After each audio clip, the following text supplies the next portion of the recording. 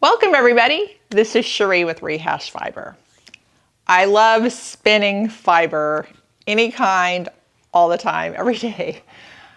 A lot of the times I just use what I have and I spin to whatever makes me feel comfortable, and then I find a project for it later. Today though, we're gonna spin with a purpose. I wanna make boucle yarn and I'm gonna show you how to do it. The supplies I'm going to use today is super fine wool from World of Wool. This is so fine, it almost feels like, I don't know, cotton candy. It's just really, really beautiful. So I am gonna spin a fine single out of this. The other supplies I will need will be silk thread. The reason I want silk thread is that if I choose to dye the boucle yarn later, the silk will take up the color as well as the wool. So I'm going to show you how to do boucle right now.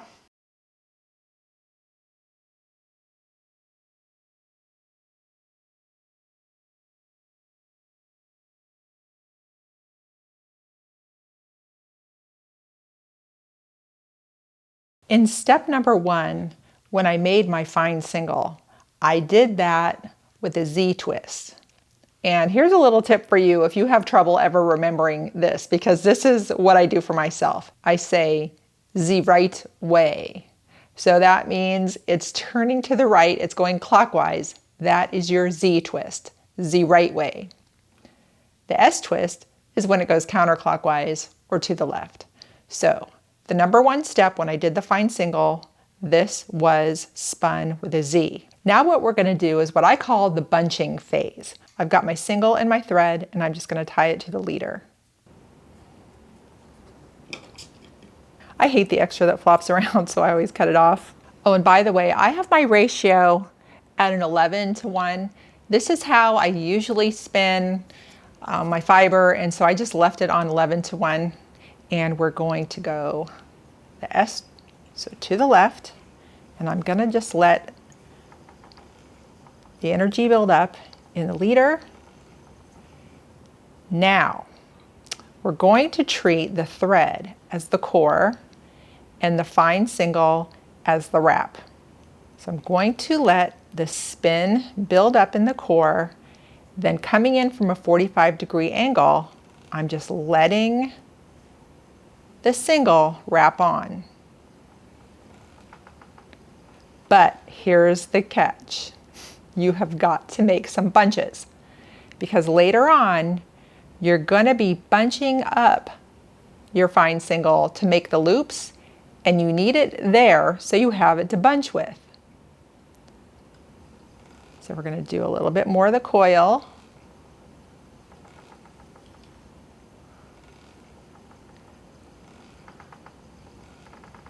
And then it's time to bunch some more. I'm just going to keep on doing this.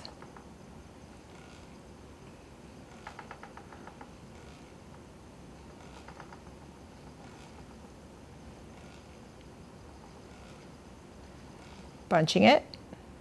And you can actually get a little bit of a flow going. And you know, if you've listened to me before, I love flow. I love to just be getting into something and being able to just continue to do it. So that can happen here. One thing I'm going to tell you is don't bunch too much too often, because then you end up having so much sitting on your thread, your core, you almost just don't have enough room to do all the little coils. It's just kind of funny. It's just finding that balance. And you know what? This is to be fun and just be some loopy yarn when you're done. So if you want it perfect, this is what I tell myself, then I buy it. Let the mill make it perfectly. But if I'm gonna do it, I'm just having fun. I'm pretty easygoing on myself, and it's just neat to create. So keep that in mind.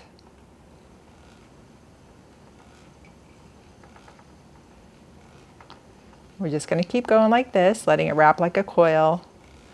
You don't want that balanced ply like when you're actually applying, for your yarn, because it needs to be just like this, unbalanced, so that you can push it up your core and make your little bobbles. Which for mine, it just looks like little bunchies. but it's fun anyway.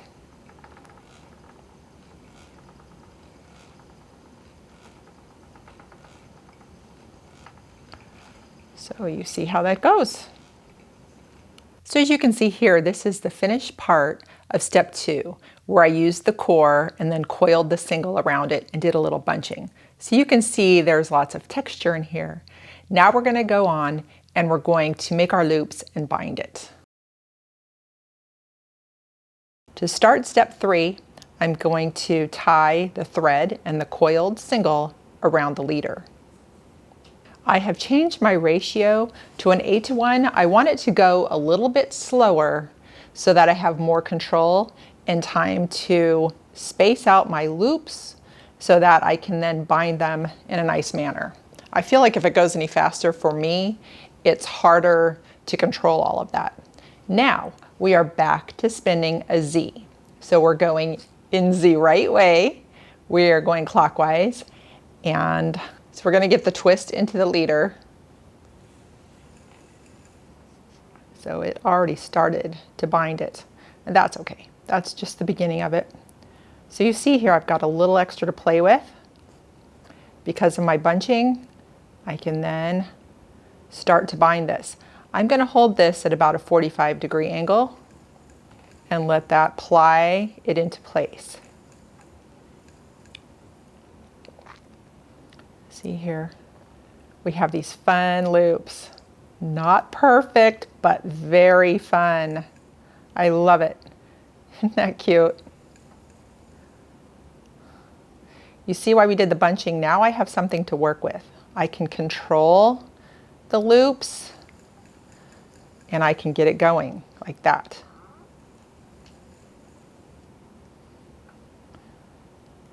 That almost feels like a little knot there, too much bunching. And you know what? It's okay. Very, very, very fun. You see why you want your ratio a little bit slower? Because you gotta have control. And it's going to be a lot of variety here, because you see some is going to be very loopy, some not so loopy. It's okay. And you know, when it all gets knitted, I'm thinking into a nice scarf. It's not going to matter. It's going to be really cool though. Just want you to see some more of the spin here. It's really fun and entertaining. And I want you to see how varied it really is.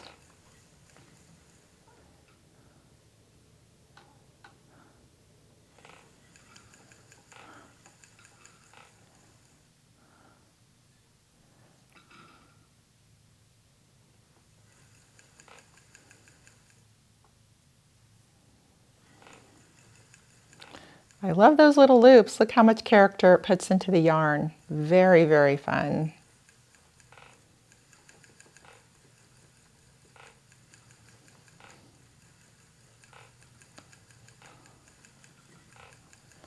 Now you see, this is where I did some bunching, or look, that even came untwisted. Not a big deal. This bind here is going to keep it all real nice. And you see thin areas, thicker areas. Here we go where I bunched. We're going to spread that out so it gets nice and bound in there just right. Another bunched area. You get the idea. I've got the skein of Bouclè here done.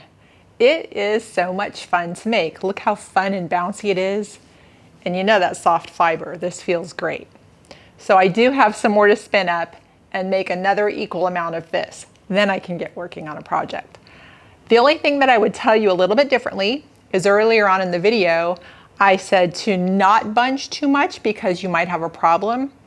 But I ended up having some areas in here where I wish I would have had more bunching, because when you do, you're able to spread it out to make more of the boucle loops. And I have some parts in here that don't have the loops, it's just straight, which is fine. You're never gonna know the difference, right? Because look at this, it's so bouncy. But that's the only thing I would do just a little bit different. So I hope this helps you. If you've been interested in doing boucle, have fun, because it is a blast. And it is a nice process because, as you can see, you can just keep going. There's not a whole lot of stopping and starting, so it's fun. Have to remind you, if you're enjoying the programming, please help out Rehashfiber by becoming a Patreon member. You can find Patreon through my website, rehashfiber.com, and by giving just a couple dollars a month, you help with the show programming and keeping it going for everybody else. So I really appreciate your assistance on that. Also on my webpage, there's merchandise. So you can check that out if you want to buy a t-shirt, a mug, a bag, anything like that. Seeing as I've got you here, and you know, sometimes at the end of the show, I like to go on with a little something, either something new I learned or a story. I've got a crazy story for you, and only you guys would totally appreciate it. So I have to back up and tell you. My daughter, who's in vet school, she's out of town for a couple of weeks, and I'm watching her cat. Her cat, Oreo, by the way, is the cat that I made the little cat hat for. Side note, in her picture, she looks miserable. She was. The hat was only on her for like a minute for the picture, just to call it completion. We're not going to put it on her again, but the project was complete. So that's it. And I guess there are some cats that like to wear hats because there's the whole pattern that I have with the cats wearing the hats looking so cool. So who knows? None of my cats would wear a hat, but we had to try it. Okay, so coming back around, Oreo is staying with me, and I have to keep her separate from the other cats. She came to the shelter after living in a hoarding house with 72 other animals. So right now she's not so good with the other animals, ours in the house. She will jump and lurch at them, and she's freaking out my cats. So anyway, I took my Joy spinning wheel downstairs to let her roam around so I could supervise her. And the only cat left out was Rocky, the studio cat that you know, the big guy from the streets. Anyway, he is allowed to sleep on top of the kitchen cabinets, that part between the cabinet and the ceiling. That is his respite from the other girl cats in the house. The other girls were put away. So Oreo was doing great. I'm spinning along, watching her. She's going about the house. I needed to make a ply bracelet. Now I've got a huge ply bracelet on my hand, and now she sees Rocky up there. I'm now basically married to the wheel, and I see her going for Rocky. So I take my glass of water and I throw it at her to try to stop it. That doesn't stop her. I do have the cat water bottle on the counter just to like squirt. Sometimes I missed the zone that they're in just to get them to stop doing what they're doing. I am full on with a spinning wheel in one hand with the ply bracelet on because I'm stuck to it, running through the kitchen with a squirt bottle, screaming, no, Oreo, no, because here's what I could foresee was going to happen. She makes her way all the way up to the top of the cabinets, and they're having a fight up there that high. I've got some breakables up there. Or they come running down. There's a big old fight. I don't know if she gets Rocky involved. He's huge, but nice. She is a little sprite of like 8 pounds with no teeth because she showed up at the shelter with rotten teeth and they're all gone. And I'm screaming at the top of my lungs, no, no. And in walks my husband from running errands. He's like, what kind of scene is this going on? You're carrying around a spinning wheel, screaming bloody murder at a cat with a squirt bottle, not really able to do anything. And he comes in, he scoops the cat. She made it as high as the top of the refrigerator. And he's like, what on earth is going on? And I had to explain it to him. Not fun. I did not think Oreo would latch on to Rocky and try to go for him. Anyway, it all worked out. But you can imagine my poor husband. You can imagine poor me. I couldn't drop the ply bracelet. I mean, for the fact that even if it got tangled, fine, it was on a little bit tight. So anyway, it all worked out. And it did get a bit messed up. Had to end up ball winding it and doing that again. But can you appreciate my story? A little bit crazy. All right, well, if you stayed this long, thank you for listening. I do appreciate it. It's fun to talk to people that know the fiber world and the crazy things that go on. So anyway, I appreciate you all joining me for learning how to do the bouclé, seeing how this turns out, and happy spinning. Thanks for watching.